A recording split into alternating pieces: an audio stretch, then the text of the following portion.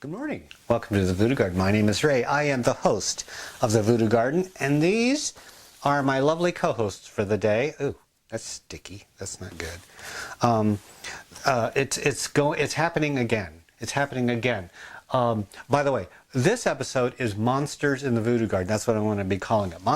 I have another program called Monsters in the Voodoo Garden, but this one truly is monsters because they are getting a little bit too big for their britches. And hold on a second. Maybe I'll edit this part out. I don't know. Ever since I was a kid, I've had this problem. My eyelashes fall out and go right into my eyeball. So, yeah, that's kind of irritating. Okay, Ray's okay now. Now, I'm just going to do a quick episode. This isn't going to be long, drawn out. Ray's not going to be beating the heck out of his tomato plants today. So those of you who didn't want to see me do tomato plants, you can exhale, you can relax. Tropicals today. I want to start out with this one right here. This one is called a purple passion plant. This one I got as a very small plant. I grew it up and it looked beautiful. But then I decided I needed the room, so I cut it back. And it looked okay, and then I decided, you know what, I don't even need this plant. I took a few cuttings, and this is one thing that you can do. Sometimes we grow plants and they're really beautiful, and then eventually they get too big. What are you going to do? What are you going to do when your plant gets too big for its britches and it doesn't fit in the environment that you want to grow it in? I'm talking indoors. Well, one, you can take it outdoors if it can grow outdoors. Mine can't grow outdoors because once they go outside, the rule is once you leave the house, you don't come back to the house. Kind of like what my mom did for me when I moved out of the house. I thought I was grown up. I was 17. I said, I'm moving out of the house. She goes, once you move out, Ray, you're not coming back. Because I want you to be strong. I want you to be able to take care of yourself. So I did it, and it didn't work out the way that I'd hoped. And I came back, and she says, no, Ray, you're not coming back. By the way, that story is going to be in my book. But we're talking about plants for now. The reason I don't let plants back in the house is because there are insects, there are bugs, there's all kinds of nasties out in the real world that don't survive, that don't live in the Voodoo Garden because I keep it a little bit more sterilized in here because nature's balance is totally upset in here. These have the predators that come in, but they don't have the natural defenses inside. I don't have a mass of spiders in here to take care of the fungus gnats. And so I have to maintain a balance. So my rule is you don't go outside because I don't want you catching anything and bringing it back and infecting all your brothers and sisters in here. So with that being said, these plants are going to live out their lives in this room. Sometimes they get a little bit big. My banana tree, eventually it got too big for the room, so I chopped it back and it's growing back. It buys me some time. This plant right here, this passion plant, a purple passion plant, it grew up, it was beautiful, I cut it back. Eventually I just took cuttings and I took about, I think 2 or 3 cuttings, put them in an itty bitty cup. And I grew it over the summer, it got bigger, I transplanted it, and this is what I ended up with. This thing has gotten out of control again. It was a hanging plant. Remember, it was a hanging plant? Well, it was shading out everything over on this side of the room. And that's a lot of real estate to have all to yourself. So I took it down from a hanging plant. Now I have it on a 5-gallon bucket, and that 5-gallon bucket is on a 16-inch pot, one of my biggest pots. So that's as tall as I can put it, and it's going all the way to the ground still. So this one I'm going to have to do something about. And my plan is, this is just my plan. Remember the spider plants that are all up on the wall just to your left over here? Well, I got tired of looking at those. And even though I enjoyed growing them, I like to change it up every now and then because I get bored. And plus I want to give the room a whole new look. So what I'm thinking, this is just what I'm thinking. I'm thinking of taking the spider plants, putting them outside because they're kind of a grass type thing. I'm hoping they can grow out there in the wild and spread and stuff. If not, well, too bad. I was thinking about taking their pots and taking cuttings of this and turning that whole shelf over there to your left into a wall of purple and then just have them grow over there. That way, they're up against the wall. They're not taking up room over here. That's my idea. I'm just telling you what I'm doing, okay? That way, if maybe you'll get a few ideas on how to grow yours. That's the whole idea behind me teaching you, is I just show you what I'm doing, and some things you'll like, some things you won't like. So take whatever I'm telling you. If you can use it, use it. If you can't, just toss it in the wastebasket and enjoy the program. Okay, that's going to be what happens to this monster. I'm going to trim it down, so please don't get angry. Please don't. Please don't send me hate mail. This is just what I have to do for the plant. And it isn't going to hurt the plant in the long run. It's actually going to help. One viewer sent me I think it was a private message. I'm really not quite sure. I forget so much. And I believe she asked me, how do you take care of your peace lily? No, how do I take care of my peace lily? Because she had one. And I tried to explain it to her, and I thought, you know what? I got a program coming up. I'll just show everybody. Peace lilies, we call them spath. When I had a plant store back in Denver many years ago. I actually used to have a store that sold houseplants. I'll tell you about that someday. And I sold houseplants, and in the wholesale nurseries where you buy your plants to sell retail, they nickname a lot of stuff because they're not going to give them the long drawn-out name. When you're calling out plants, you nickname them. So we call these spath. S-P-A-T-H. There's a long name for it, but we didn't use it. And if you say peace lily, they know that you're new. So the spaths, I would get really small, and I would grow them and sell them for more money. That's how I made my money. Well, my recommendation, if you want to grow a peace lily in your house, and by the way, notice this is not really that big of a plant. It was actually even smaller when I got it. It was in an itty-bitty pot. And I like to get my plants really tiny because, one, they're cheap. Two, I can decide what kind of pot to put them in and where to grow them, so I can plan the voodoo garden a little bit better. My recommendation, if you're getting plants, start out with the small one, save yourself some money, and enjoy the process, okay? The process for me is a heck of a lot more rewarding than the destination, because once you get to the destination, this is it.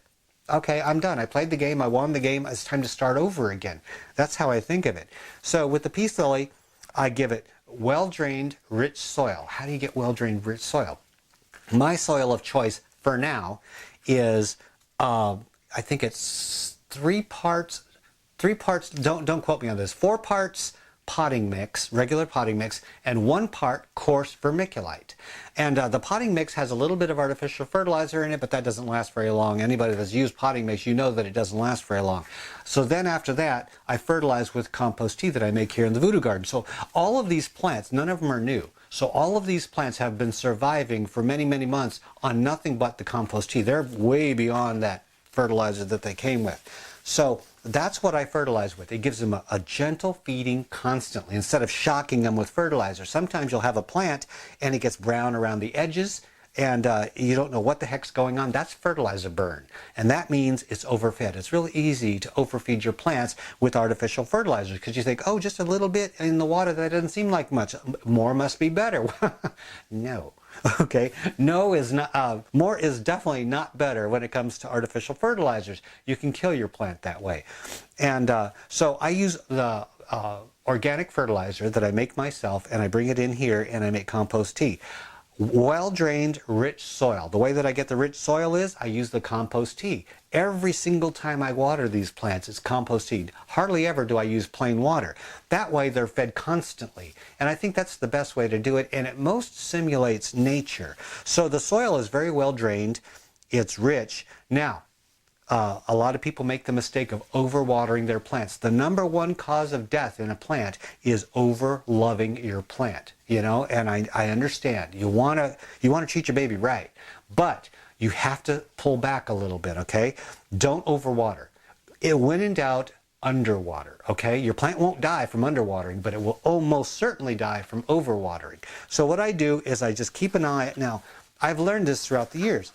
I pick it up, or if I can't reach it, I just lift it up, and I can feel if this is a little bit light. So I know that it needs water. Now, if you're not that skilled or you don't think that you can handle that, wait until the lower leaves of the peace lily begin to wilt just a little bit, and if it's dry on top, okay, feel the soil. Okay, use your finger. Go down to the first or second knuckle into the soil. If it feels dry and the lower leaves are starting to wilt, your plant needs water. Give it a good watering. And make sure that any water that passes all the way through into the drip tray gets poured out. Don't ever let it gather in the drip tray. That's a big old bozo no-no for Marie. There. And peace lilies, they love medium light. I've had peace lilies in full sunlight, didn't like it, okay? They are an understory plant, which means they normally grow under other plants. So they're going to appreciate lower light levels. You can grow them in very low light, but they do better in medium to medium bright light, but not too bright. So this one here is growing with these bulbs, but it's not growing right underneath one of the bulbs. It's growing over there in the corner where that little schefflera is. Well, actually it's not so little. That schefflera is. So it's kind of off to the side. So you don't want this right up against your sunny window. To get them to flower, My method of getting them to flower is time. I don't force them to flower because once they start flowering, they put a lot of energy into the flower, and the flowers don't have any smell. Yeah, they're pretty and all, and this one has 2 flowers, but the fun thing for me is looking at the really beautiful dark green foliage of the peace lily. And so once the flowers get a little bit old, I snip them off and it begins to grow again. Okay, that's enough time spent on the peace lily. If you have any questions concerning peace lilies, post it in the comment section below. I'll get to your question. If you have any questions concerning what is this? The purple passion plant. Well, my brain is just a little crazy today. The purple passion plant, post it in the comment section below. And by the way, they require a little bit brighter light than this. They love bright light. They don't really much care for direct sunlight. A lot of these don't care for direct sunlight. Brighter light than this, well-drained, rich soil. Watch that this thing does not stay dry for too long. It loves having its soil totally dry out. Then give it a good watering, let it totally dry out, give it a good watering. Do not leave it dry for very long or you're going to start seeing crispy leaves. If you water it too much, the thing is going to start wilting, and that means the roots are dying, and that's a downhill spiral. If your plant starts showing those signs, it's very hard to bring it back. My suggestion is to take cuttings, get them into cups of soil, and save what you can of the plant because it probably isn't going to make it. Okay, enough of that. Let's go to this one. This is a beauty. I really do like this. I don't know why I keep coming back to this. This is called a coleus, a common plant that you can see in nurseries. Look at that. How beautiful is that? It is stunning. And the coleus is known for leaf color, but not so much the flowers. I don't like the flowers. Nobody really cares for the flowers. If you see your coleus flowering, cut back a couple leaf junctions and get rid of that flower and the leaves, toss them away. And coleus prefer very bright light, and they can survive outside, by the way. A lot of people will get these and plant them in a like partially sunny, partially shady area of their yard, and they do wonderful.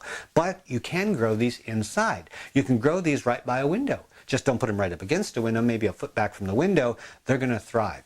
Rich, well-drained soil. You know, a lot of these have the same needs. Rich, well-drained soil is going to do you well on just about everything that you're going to grow. Okay? Now, you've seen this, and if you haven't, go back a few episodes, and I butchered this thing. I took it down to nubs this tall, and people were screaming. They're like, oh no, you just killed that plant. Well, no, I didn't. I've done this many, many times with this plant, and I'm going to do it again, because what happens is the coleus doesn't have woody stems. It has these softer stems similar to the texture of rhubarb. Okay, they never get solid, and so when the plant gets big and heavy, it'll fall over. And that's not a good look for your coleus. So what I do is I chop it back to very short nubs, and it looked awful. It looked like when your mom used to give you a haircut when you were a kid. But it grows back beautifully, and it comes back thicker than before. So if you have any questions concerning your coleus, let Ray know. Now, I'm going to probably cut this banana plant back too, because it has a baby. And the baby is growing up. Remember, I chopped this thing back, and I tried to cut the baby out, and the baby died, and it was really bad, and I felt kind of sad for the baby. But the baby grew back on the banana plant. The mother is doing fine. So once the mother gets really tall, I'm going to cut her back, toss her out, and let the baby have a chance at growing. Now, I know I'm just rushing through this, but I didn't want this to be a long, drawn-out episode. I want to give you some information quick, and because I have things to do. I'm going to be writing in the book today, so I wanted to do that. We have a thunderstorm going on, so I can't be outside, and the dogs are a little bit restless, so I'm staying upstairs, playing with the dogs, writing in the book. So I thought, you know what? The dogs are taking a nap right now. Maybe I can come down and film an episode. And that's why I'm down here, and that's why I'm just going off like an auctioneer. Here, the elephant in the room. I wanted to get this one in. Oh, gosh. Ugh. Okay. What do you think? This is called an arrowhead plant. This is something that 2 people have asked me in the last week, what is that thing on your left? And I didn't even mention it in the last episode, but it was quite impressive. I didn't realize it until I edited the video. I thought, wow, that looked pretty good. So I want to bring this one out, and I want to show you something that you don't really expect to see in this plant. First of all, I got this plant at Walmart, and they were having plants really, really cheap. So probably right about now, springtime, Lowe's, Home Depot, your garden centers, Walmart, they're going to be offering their house plants. Now, let's stop. I got to give you a warning, all right? When you go to these places, make sure you hold up your little plant. When you get your little plant, and I recommend buying them in small containers, hold it up. Look at the soil. Don't look at the plant, okay? We'll look at the plants later. Look at the soil. If you see little tiny gnats flying around, get away. Avoid that store. Don't buy any plants from there unless you're willing to treat them for fungus gnats, okay? And if you don't know what fungus gnats are, you'll find out. Fungus gnats are the biggest enemy a gardener ever has when they're gardening inside.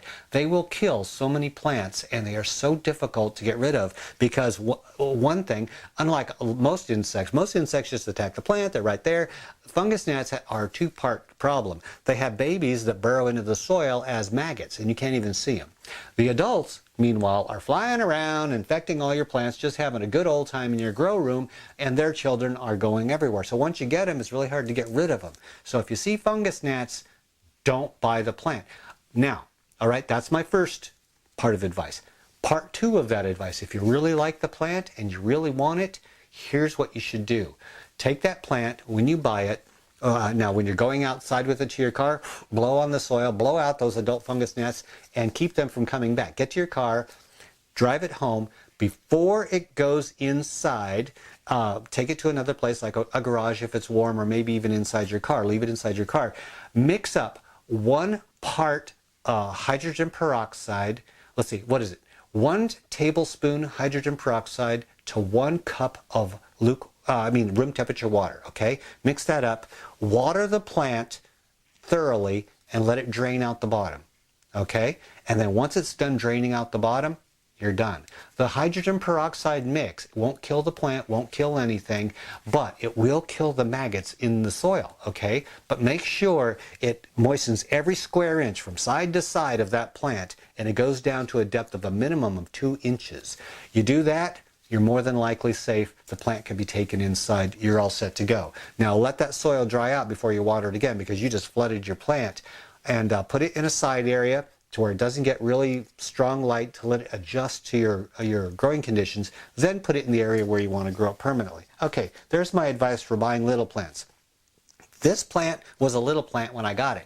Now, one thing I want to warn you, if you haven't watched my previous episodes, when you buy plants, also look underneath the leaves, look on top of the leaves. Fungus gnats are the #1 enemy, but there are other enemies that we have to be careful for, because these plants were all brought up, more than likely, from Florida, where they have the wholesale nurseries where they get all of their plants, or somewhere down south where it's warm, and they're all put together. So if one plant gets infected, they all get infected. They don't really check their plants, okay? They're just out to sell plants, hand over fist. I'm not going to go into the morality of that or the business sense of that. I'm just saying this is a reality of what happens, okay? Plants can get infected. Now, especially arrowheads. That's why I'm doing this weird thing with my hand. Arrowheads are a spider mite magnet. If any plant in your house is going to get spider mites, it's going to be this one, okay? It's not that they manufacture the spider mites, it's just that they are delicious for spider mites. Spider mites love these. So what you want to do is you want to look on the tops of your leaves, but mainly underneath your leaf where it touches the stem. If you see little white dots or little fine webbing that's almost too small to see, that's spider mites. Now, whereas I said you can treat your plant for fungus gnats, if you see a plant with spider mites, I'm not even going to give you advice on how to treat that, because that is really hard to do, because you have to spray it with a pesticide, and you just brought the plant, and that's going to be really hard on your plant. And if I advise doing something like this, chances are that poor little plant is first going to go through shock from going from that environment where it lives to your house. You have the shock factor. Then you're hitting it with whatever chemicals, whether they're organic or inorganic. That is another shock. And it also has problems because it has been attacked by insects. So there's another shock factor, and that's just not worth it. It's not worth infecting your other plants. It's not worth putting that little plant through it. Go to another store, check their plants. Maybe they have one that doesn't have spider mites, okay? That being said, this is an arrowhead plant, and if you can get one that doesn't have spider mites, you're going to have a blast with this thing. My advice, rich, well-drained soil, of course. Next, when you get that plant home, it's probably just going to be a few leaves coming up and it looks really nice and it's upright and you think, oh, wow, that's really cute. Well, that plant isn't designed to grow like that. That's not how an arrowhead plant grows. An arrowhead plant is nothing more than like a pothos or a philodendron that vines out of there, okay? It just happens to have longer stems on its leaves than most of those other ones. But other than that, it's the same exact type of plant. Okay, so it's going to grow up just like any other vine and then fall over and then vine. So you need to be okay with that.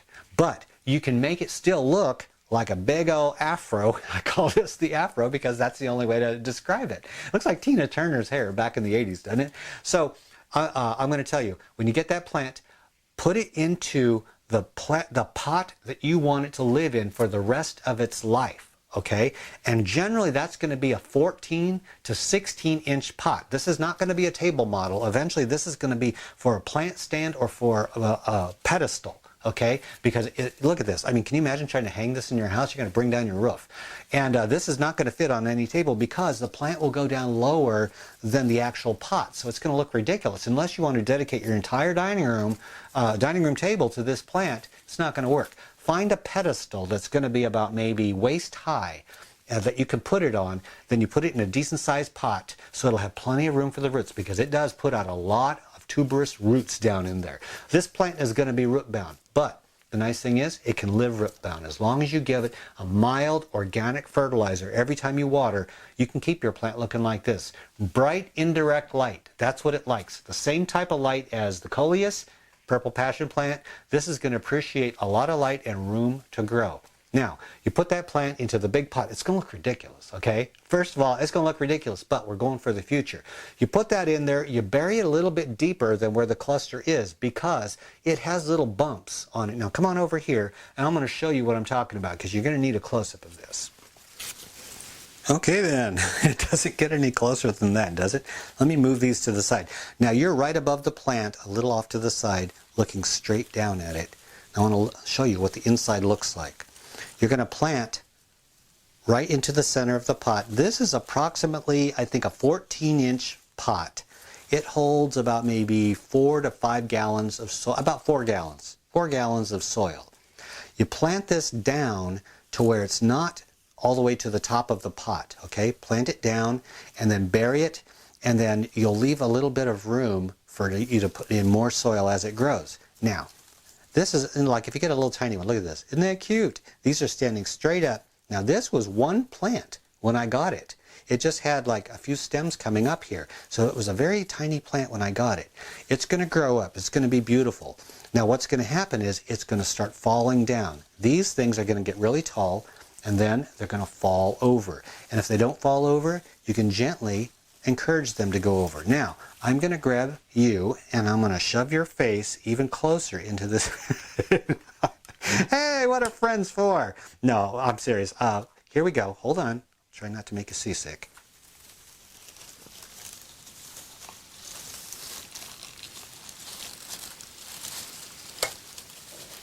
Now, maybe you can see this. There's little tiny nubs along this stem. You can see them down here. These are possible roots, okay? And they grow all along the stem in sections, okay? Whenever there's a leaf junction, there's going to be these sets of roots. Let me back you up a little bit. And anywhere those touch soil, they will grow roots. And so the reason that I'm telling you to plant it in the very center is because when it falls down, or when you push it down, look at what mine did. Let's look directly down. It goes out from the very center, and when it did that initially, I put more soil down on top of it, okay? And that caused it to put down roots way down underneath. This is layer upon layer of plants, by the way. This is not the only layer. There's more underneath. So once it falls down, you put soil. That's why I said leave some room before you get to the top of the pot. You put soil on that, it's going to encourage it to put down more roots. The more roots it puts down, the stronger it gets. Then, let's go over here, and let's swing down lower, and I'm going to show you what happens. See? This plant vines out, curls down, and it comes back up. It goes down over the side and then curls right back up as it grows. Now let's get in here and see, it has even more roots. Now you can cut a piece of this off, like right here, and you can plant this and have another plant. So all of these pieces, if I wanted to, I could cut them off and have about maybe 300 to 400 plants. That might be exaggerating, maybe about 200 plants. But I could have quite a bit. Now that's how I keep it going upright, because it vines down and then it kind of goes up like this.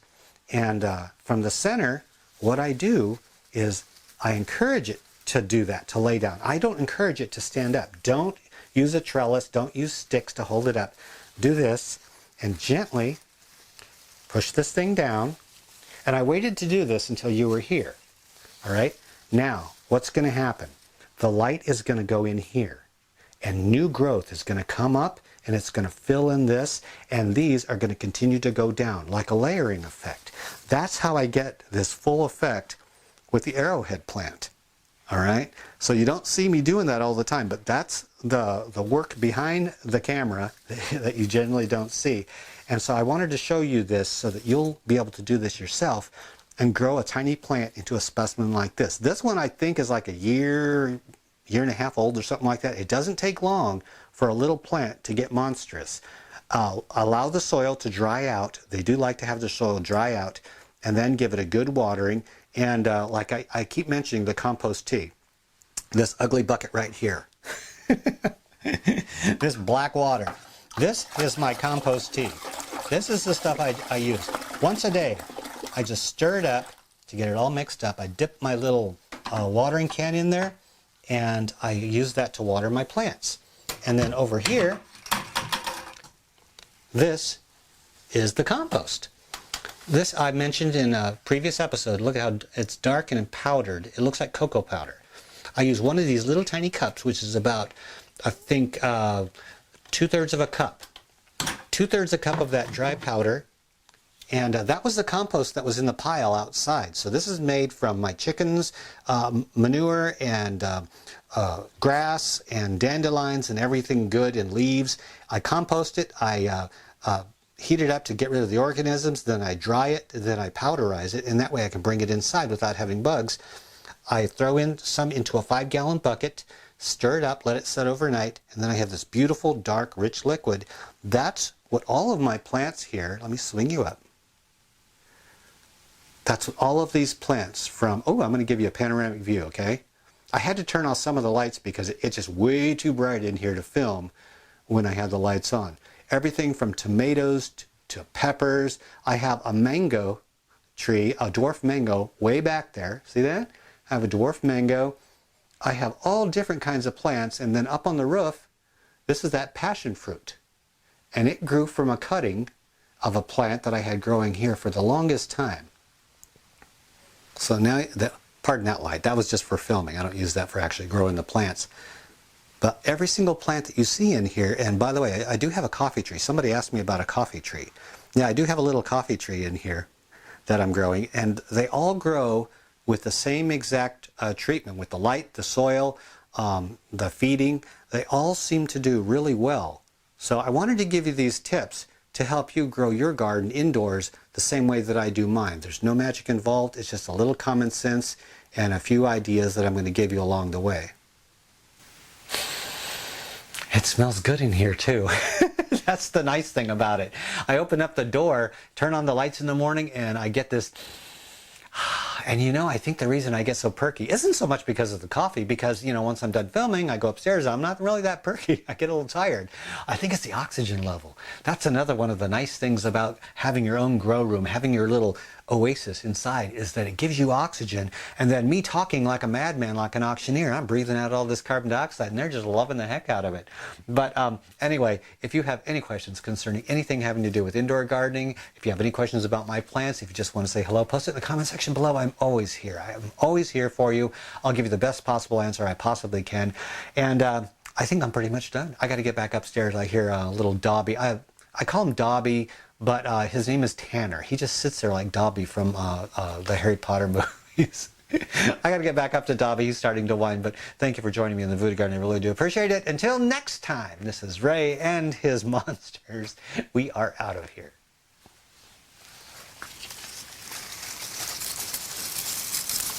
Ugh. Oh yeah, don't forget to tear off the dead leaves as you see them. You're going to see dead leaves on these plants. It's just one of those things. There's nothing wrong with it. It's just your plants are, not every leaf is going to live forever. Some of them die.